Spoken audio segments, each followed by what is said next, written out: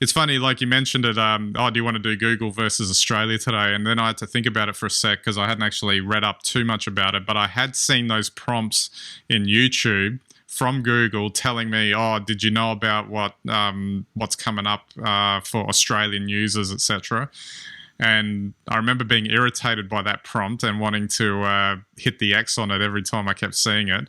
But having said that, I went back and had a look at what they were talking about in that, about effectively this thing that the government and the ACCC want to develop a code to, what would be the best way to put it, for, I guess, traditional media outlets to be paid more money from Google, from the simple fact that Google lists their articles on Google and doesn't really, effectively, it's like they're not earning the money from having them hosted there. And Google obviously went through and said, oh, they're going to, in the open letter that they put out about they're going to screw up, the way user searches work, when, Australians are going to lose out on quality search information, et cetera, affecting all of Google's platforms, and the government the ACCC hitting back saying, no, that's not the case. If they don't have to, change anything if they don't want to, etc. It just seemed to me that the government's probably just going to put this through anyway, and no amount of what Google's going to jump up and down about. I don't know if anything's going to change from that perspective.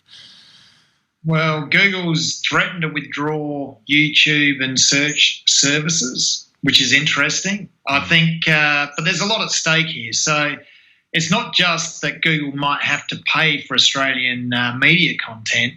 If they did, then the Australian government would also have a basis for probably taxing them as well. So if Australia was to be successful, then basically everyone else is going to pile on, and Google will find itself not getting everything its own way. I mean, their response to try and scare people into supporting Google has been quite incredible. And the Australian government's been quite strong hitting back. So they've released now the fact that if you've got an Android phone, basically unless you root the phone and completely bypass the Google acceptances, which you have to do, Google tracks you, even if you turn everything off. And we know that anyway. So they're putting a lot of pressure on Google.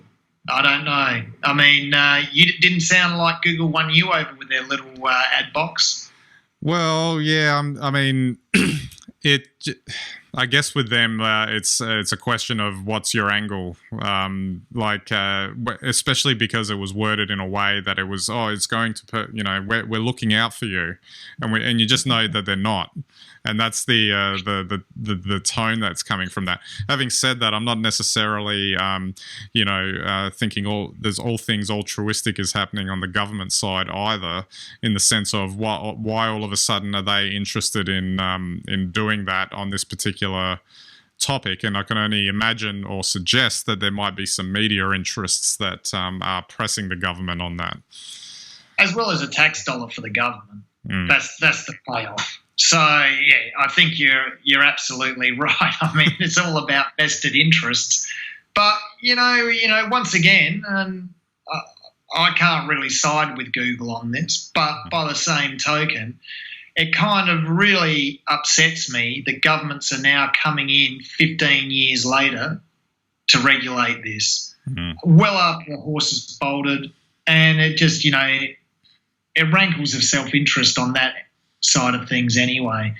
I mean, look, ultimately I hope Google does withdraw its services just to teach the Australian government a lesson, and we get an Australian version of the YouTube platform by some local entrepreneurs and an Australian search engine, or maybe we can just all stick with DuckDuckGo, which, as we know, really doesn't work that well, but at least they don't track you.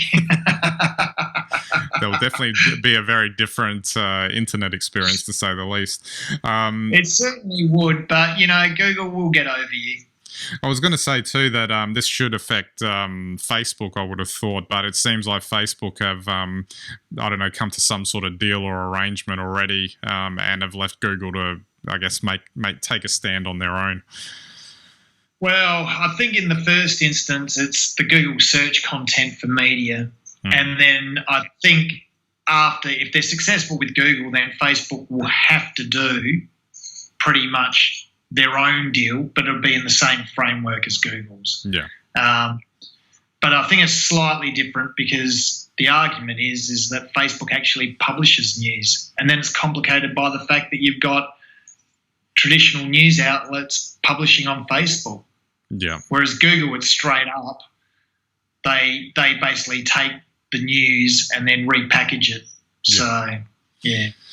Well, I'm sure we'll see what the stoush is like, and then I guess we might have to create a SciTech Culture channel on the replacement YouTube version that we end up getting in Australia, and the rest of the world will be shut off from us. But we had a good run, didn't we? Well, we did.